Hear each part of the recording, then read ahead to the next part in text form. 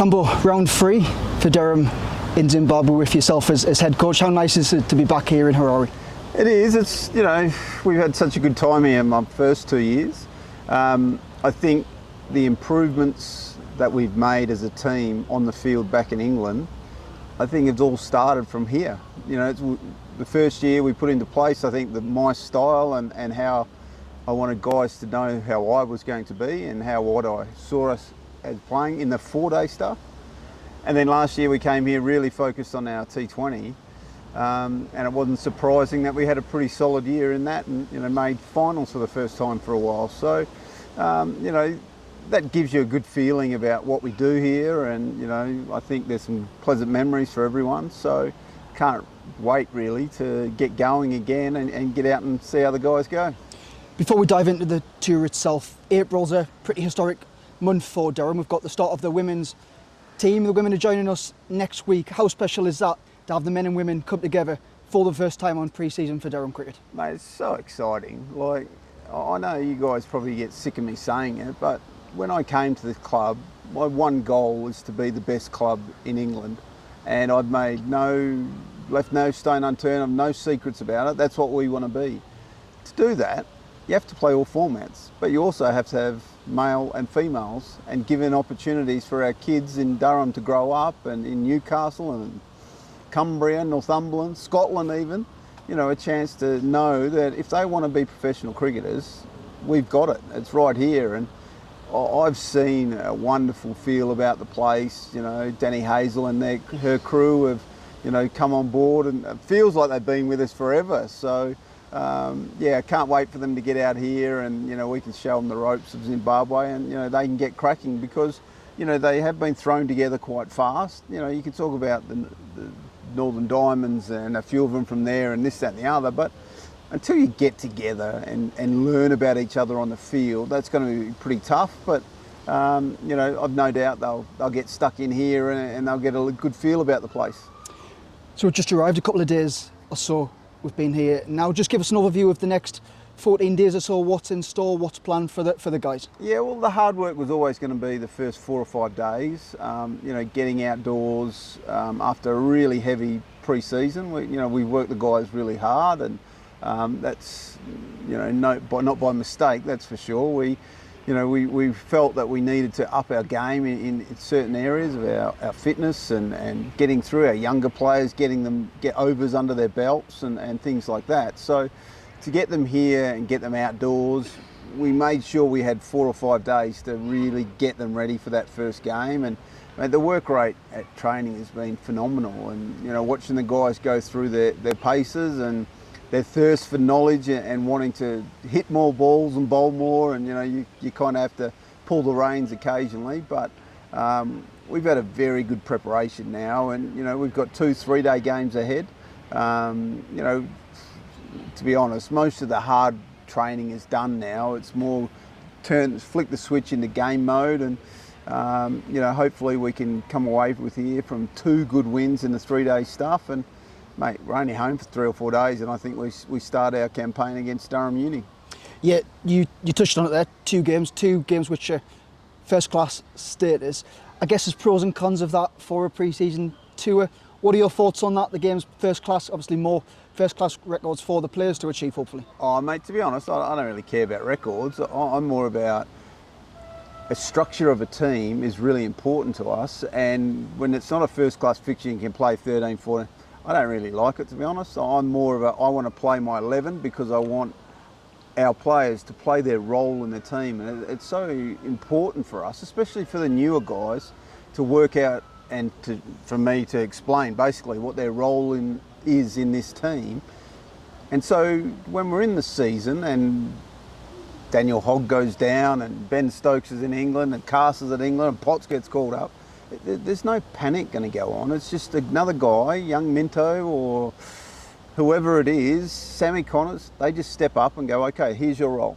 And they walk into the team and know exactly what they're going to do. So for me, the first class stat, I like it. Obviously it'd be a bit easier on everyone if we, that first game we could just chill out, and so the lads don't have to field so much. But it's some good incentives to bowl the opposition out pretty quickly. And we're facing a strong Zimbabwe A side tomorrow. How beneficial is that for you and the players to be going up against a pretty strong opponent? Oh, for sure. You know, we want good competition because that's where you find out about yourself. So, you know, Zimbabwe got some test matches coming up and, you know, they need to get ready. And again, that's part of the relationship with us and Zimbabwe cricket. That's why we're here for the fourth time, I think, overall, is, you know, we're trying to strive to make each other better. And hence, you got to throw your best at each other. So, yeah, I can't wait to see what happens. We've brought 17 players over, a squad of 13 in contention for tomorrow. The members that are watching this video, Campbell, can you just give us an overview of where the squad's at currently? We've got a couple of niggles in the camp, but you've got 13 to choose from for tomorrow. Yeah, we do have a few niggles. Unfortunately, Ben Rain and Daniel Hogg have had little hiccups during the pre-season, but they're here and they're working better. We expect them bowling a lot in the second half of this trip. So basically, we're going to see our new batters. You know, the guys saw a lot of Emilio last year towards the back end, but Emilio's here, and obviously Will Rhodes will get great opportunities to put their case forward, so to speak.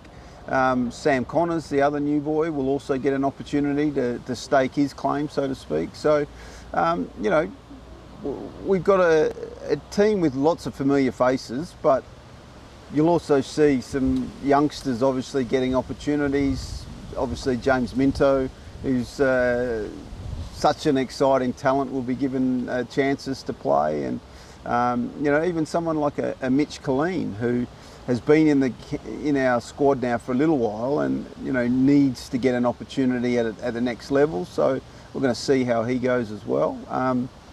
Can't wait to see for the battle between the two spinners, who both are going really, really well. Can't be more excited about those two going forward through the season. So yeah, look, I probably haven't answered your question. I've given everyone a rap there, but the facts are we're going to come out hard. We're going to go play our brand. I think you're going to see a new leader who is relishing the role, and you know, Alex Lees is a guy that we're going to depend on so much throughout the year, and I'm excited to see what he brings to the table as captain as well. Yeah, Campbell, you just touched on the three new guys.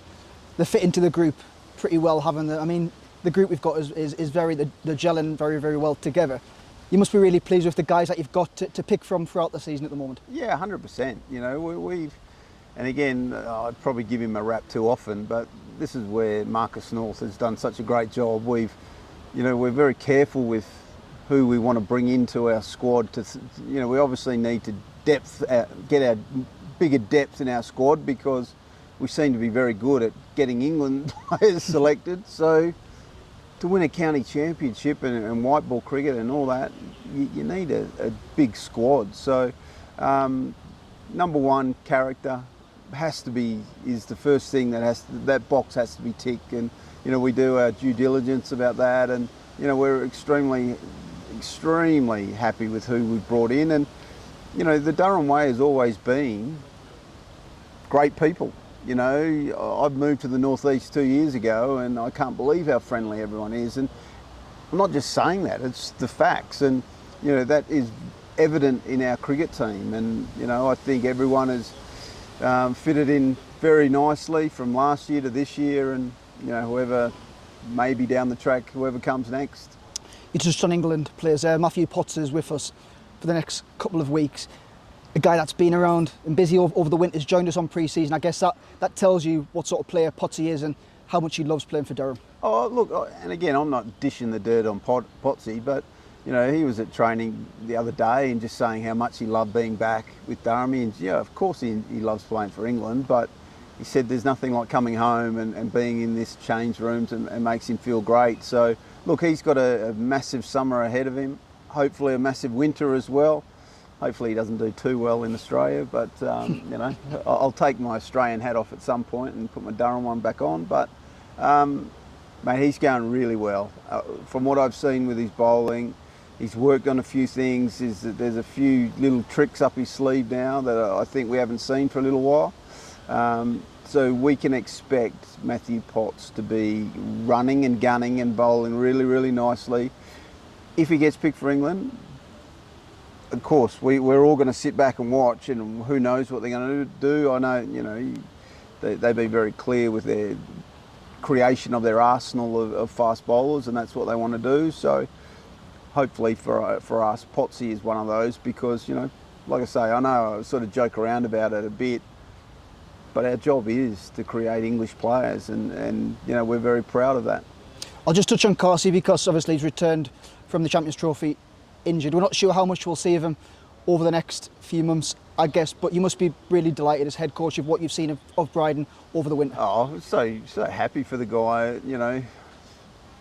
Wasn't that long ago where I think I was sitting with him after the Warwickshire game, and he was probably at the depths of despair, and it's just a great lesson to everyone, to every youngster, that no matter how hard it gets, you've got to speak to people, you've got to surround yourself with good people, and you'll always be able to come back. And that boy has worked harder than anyone else that I've seen for a long time. So he fits in. We always knew he's one of those guys. It's weird, and sport is kind of weird in this case, where there's certain players, every time you put them in a level above, they just fit in and they get better and they get better, even though that they don't seem to be dominating below it.